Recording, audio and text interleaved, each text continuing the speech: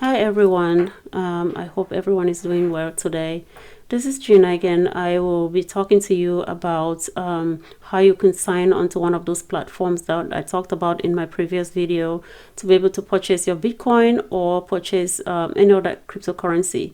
And again, to just to a word of caution, if you're trying to buy any cryptocurrency, it's just like any other investments. So for example, if you're buying stocks, you can lose money. I'm not a financial advisor. I'm just trying to caution if you want to buy something. Just make sure that you're buying with amount of money that if you lose, it's not going to affect you, your means of survival. So always invest something that if you lose, you're not going to worry so much about. Okay. So again, I talked about the different platforms that you can use to buy your Bitcoin in my previous video. So for this one, I'm just going to tell you what you need to sign on to purchase your Bitcoin. To even go any further, you must have gone into one of those platforms. You create a username and password and create an account. So while you're creating this account, you have to go through a process called KYC. KYC means know your customer.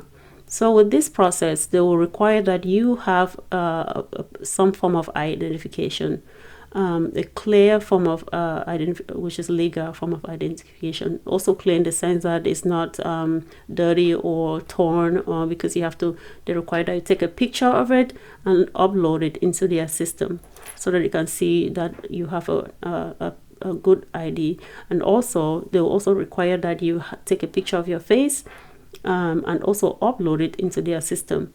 So with this process, they're making sure that the person that is giving the ID card is the same person that they're looking at on the picture.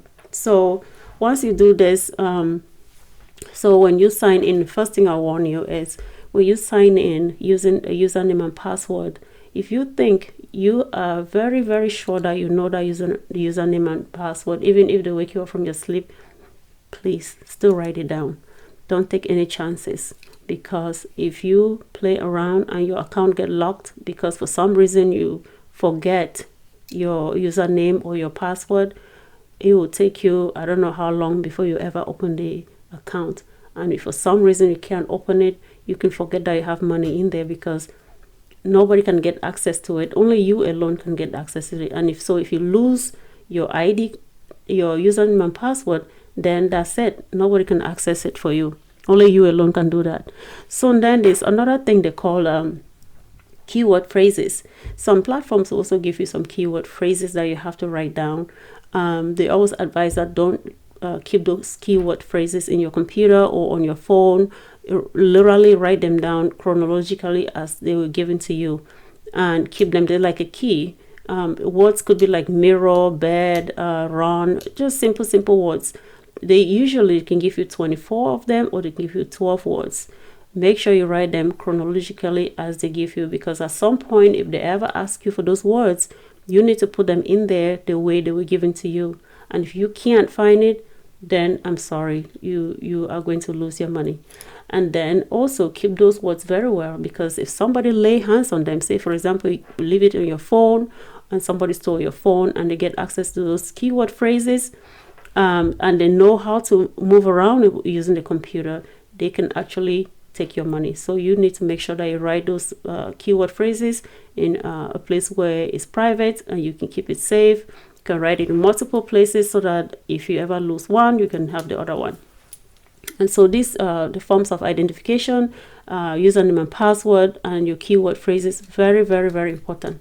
The only other thing that I warn you about is if you're trying to sign into your account, when for example, you just want to sign into your account, don't fidget. Don't go around trying to sign in and then stop, sign again, because you don't know what your username and password is.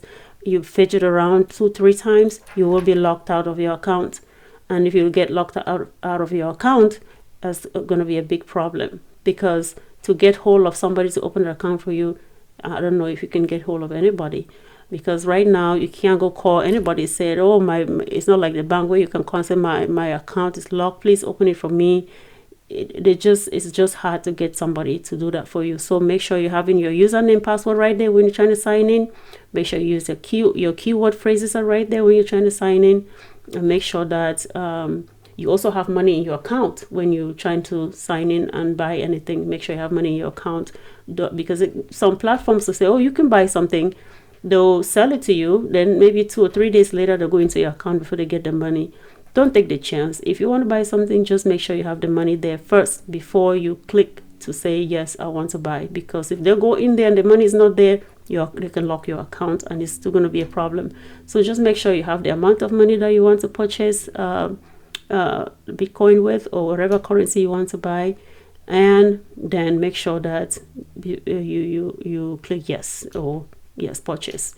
Making sure that when they go into your account, the money will be there. So those are the few things that you need to know as far as signing into one of those platforms.